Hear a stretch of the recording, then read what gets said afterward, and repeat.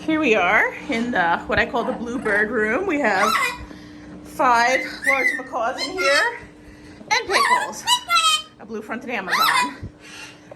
So I'm working on toys today for the birds and my constant companion, the shop vac. We actually, I deep cleaned in here yesterday. You can't really tell. Have the air filter in the corner turned to low.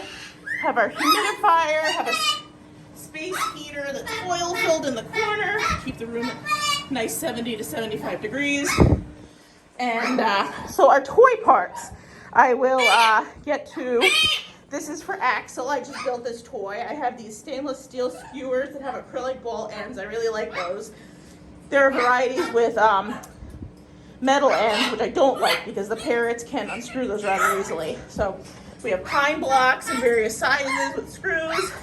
I like to thread through sisal rope that's colored, and it is unoiled. So you do not want the oiled kind of sisal. I do not use cotton rope of any kind on any toys because the cotton fibers are easily detached and ingested by the parrots, which leads to crop impactions and ultimately death.